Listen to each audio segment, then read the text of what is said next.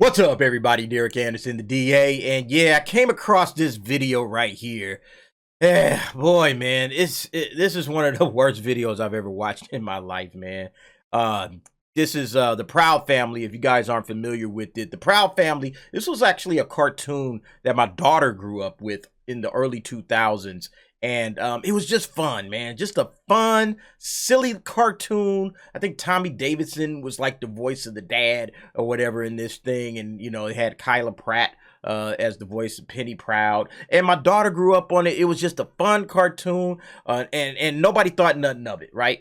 But now in the year of 2023, this is what the Proud Family has turned into. Yeah, let's go ahead and watch this.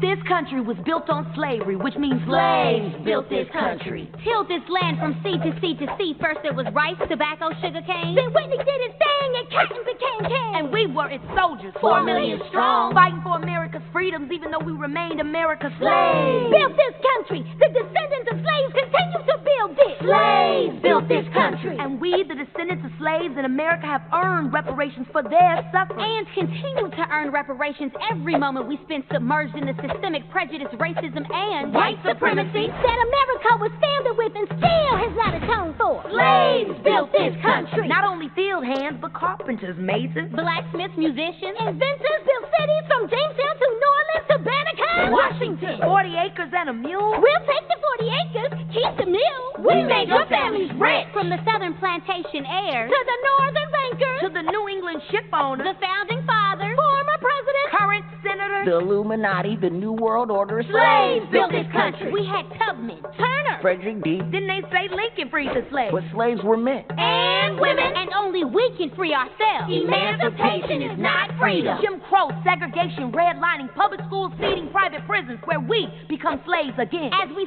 celebrate Juneteenth for the umpteenth time, our account is still outstanding. Because this country was built on slavery, which means slaves built this country. And we demand our 40 acres and a mule. Bump that. You can keep the mule. Keep the 40. We're taking our freedom.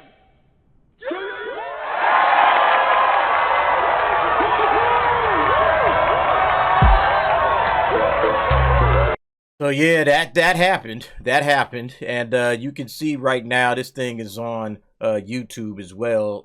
For this, I don't know who this Just For You channel is, but this thing is getting absolutely ratioed into oblivion just on the few views that it's getting. But you know, we heard all the normal leftist, you know, liberal buzzwords, right? You know, we got slavery in there. Let's see, we got white supremacy, systemic racism, right? You know, reparations, right? You know, all of this stuff in a kid's cartoon, all right? And I know there's going to be some asshole out there saying, oh, there's always been politics in kids' cartoons. Yeah, shut up, okay? If you're saying that right now, shut the hell up, especially about this, because again, I know this cartoon, all right? I watched it with my little girl, and there was never any of this crap in there, okay? There'd be people out there, oh, it was always, whatever. Then why does Disney feel the need to campaign for the 1619 Project in a kid's cartoon? Can somebody explain that to me? I just don't understand it, all right? Forget the fact that all of this is made up, divisive rhetoric, okay? Everything that they said in this video is wrong, plain wrong. It's just not true, all right? And I'm gonna get to that in just a moment. But it's, you know, it's just absolutely ridiculous. It's like, you know, yeah, like the old end wokeness says here, it's blatant anti-white propaganda. It's anti-white and anti-black, to be very honest with you, okay? Because it supports this notion that black people should be going to the government begging for some reparations, begging for a check, waiting on a check from the government. That's actually what's destroyed a lot of the black communities, okay? Waiting around for the government to fix problems and then voting for politicians who promote dependency. Oh, we'll take care of you guys. Don't worry about it, all right?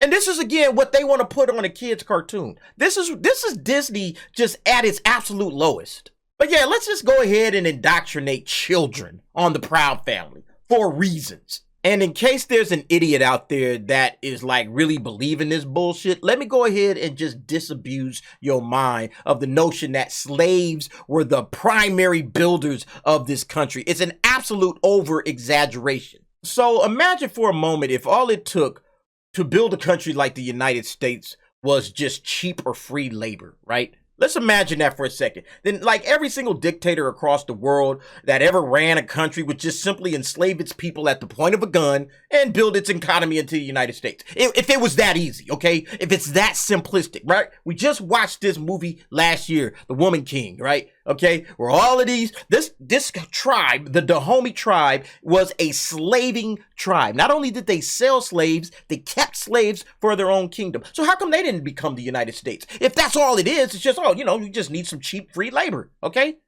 Done and dusted. We got cheap free labor, boom, United States, okay?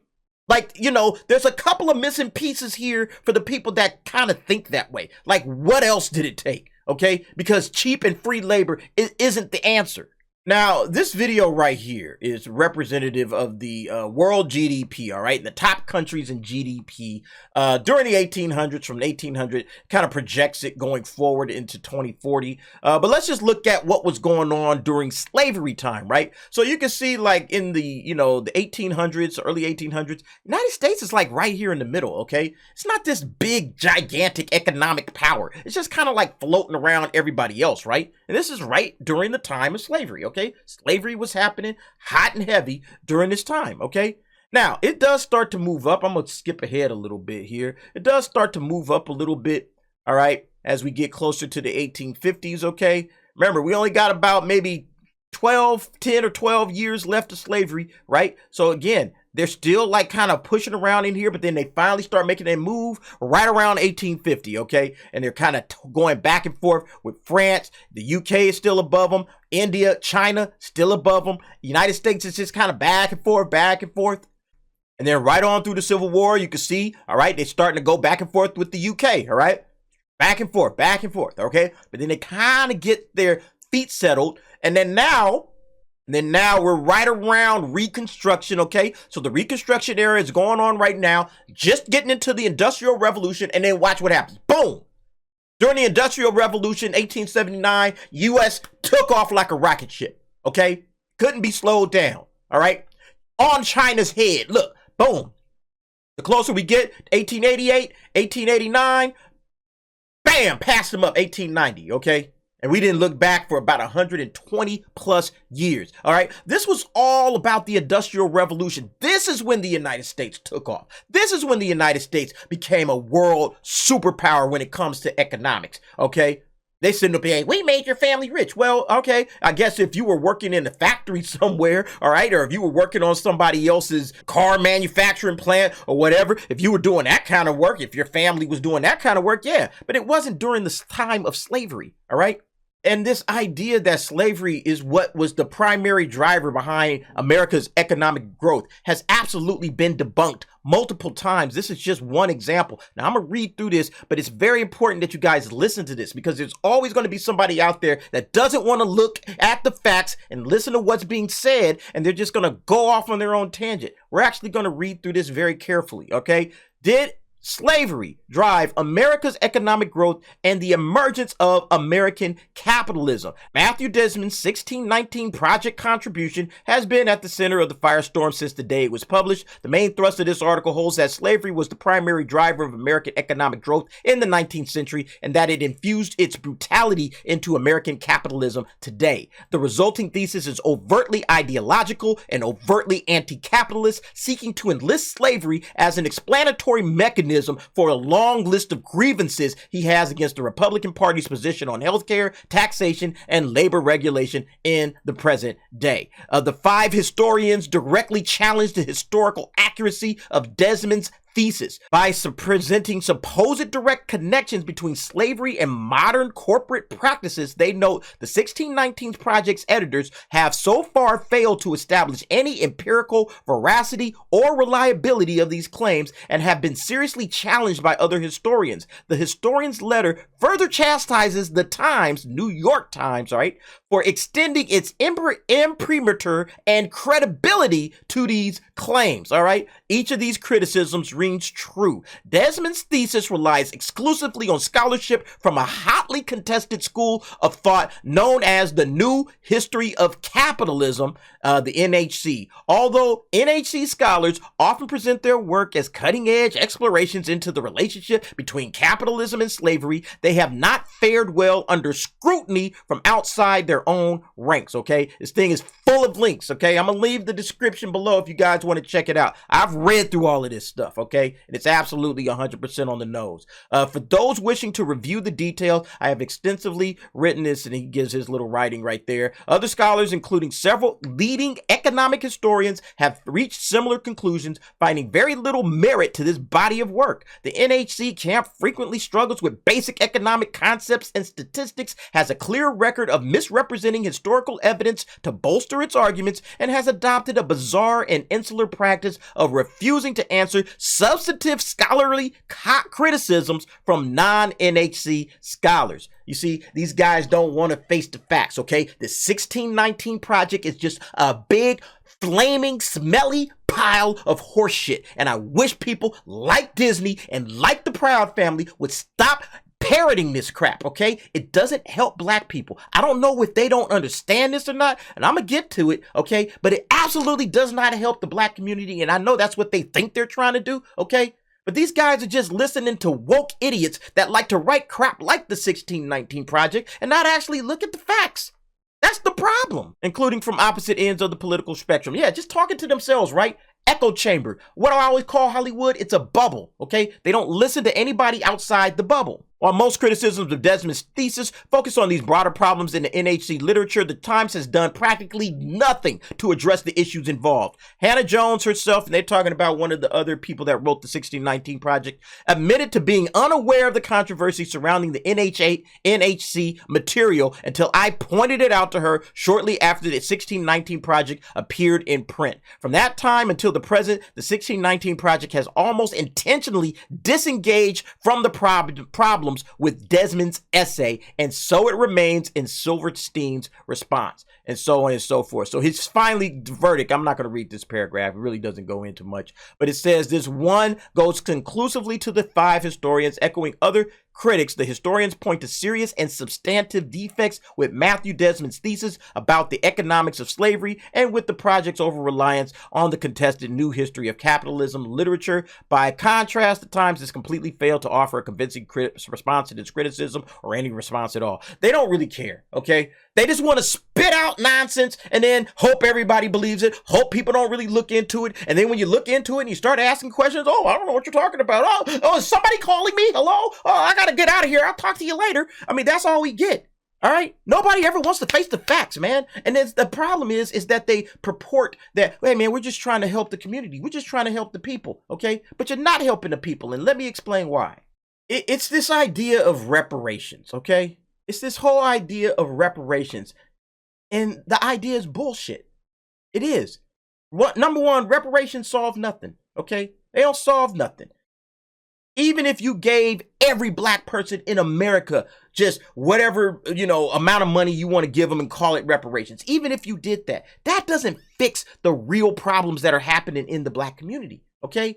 And that's the kind of stuff that they don't want to talk about or they don't want to address, all right? And the other issue is that black folks have spent 100 plus years, okay? Ever since the time of the Industrial Revolution and beyond, all right? Looking for something from the government.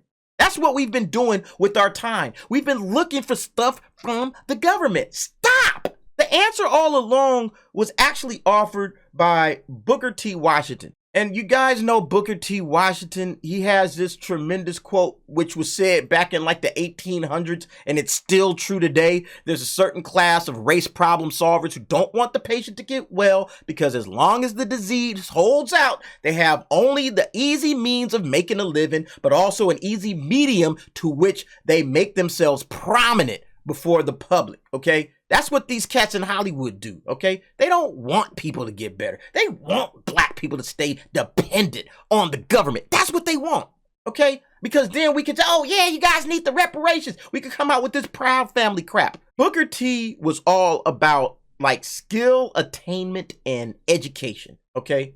That's what we're gonna use to get to where we wanna get to, all right? Kind of like like the Asian community. If you look at the Asian community, they focus on, hey, we're not trying to ask the government for money, and we're not constantly going to them with our hands out. You don't even really see that many Asian politicians, okay? But you just see people just hardworking, getting their grades in math and science and just, engineering classes and, just trying to go out there like that, okay? Hey, we're going to do what we good at, and we're going to try to make the most money out of this that we can, all right? And we're going to build our community up. That's how we're going to do it. We don't want nothing from the government. Or even if they do want it, they don't make it like their number one thing. But it's like ever since like W.E.B. Du Bois and the NAACP came out, and it's so, I'm sorry, man, I'm going on a rant. Ever since the NAACP all them years ago said, we got to focus on the civil rights movement, the civil rights this, civil rights that. It's like that's all black people know, okay? All of the heroes in the black community have always been like civil rights leaders, okay? Instead of like businessmen, like we should have businessmen as our primary heroes, okay? Because that's what's needed. And that was the difference between W.E.B. Du Bois and Booker T. Washington, because they pushed so hard for civil rights. It's like civil rights is not the thing that's going to get us up out of this mess, all right? It makes us dependent. Now it's like the government decides like what's what, who's going to get money, how this is all going to work. It's on us, the government, okay? There's no self-ownership in that concept, okay? You got to own your own circumstances, own your own lives. That's why every time these cats come out here and cry about this damn word reparations, which I cannot stand, every time people do this crap, okay, it just sets us back. It's like they don't understand that people got to solve their own damn problems. You know what I mean? And the thing about it is, and I'm not even asking Disney to do this, but you could promote more positive examples of just, hey man, just a good, solid black man going to work. That's what the Proud Family used to be. It wasn't this, all right? It was people just owning their own circumstances, they're owning their own lives, all right? But instead, they just, we got to push back people to ask for a check. Where's my check? I need a check. Okay, always looking for a check instead of looking for true ownership. You will always be a slave waiting on the damn government. All right. I mean, that's the thing that they're promoting. When they sit up here and talk about this damn reparations, they're talking about, hey, we want you waiting on the government. We want you to wait for them. You will always be a slave waiting for the government. Where's mine? Where's mine? That's the damn problem in the community. Okay. Get off of that. We got to go get ours ourselves. And it's kind of funny because at the very end, and we demand our 40 acres and a mule. You can keep the mule. Keep the 40. We're taking our freedom. The last part is actually the answer. Forget the 40 acres and a mule. We're going to go do it ourselves. We got our freedom. We got our independence. All right. We got individuality. We're going to go out there and figure this thing out for ourselves. That's actually the answer. Okay. And it would have been fine. That's the only thing they needed to say.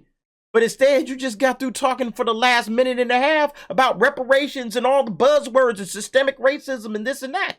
Okay? You shouldn't be looking for any of this damn reparations. Anyway, folks, this is what Disney has become, all right? This is where we're at with Disney now. Okay, I don't want to hear nobody coming out here saying, oh, no, Disney is just straight down the line, man. There's no politics, no indoctrination, okay? They don't take one side or the other side, all right? They just tell everything exactly like it is, okay? They're sitting out here promoting false ideologies to black people, okay? Just for whatever reason you want to call it, I think they're just trying to keep black people exactly where they're at, dependent on them and the government. Anyway, go ahead. Let me know what you think in the comments below. Drop down. Give me your thoughts and your opinions on this. And thanks for watching. See you next time.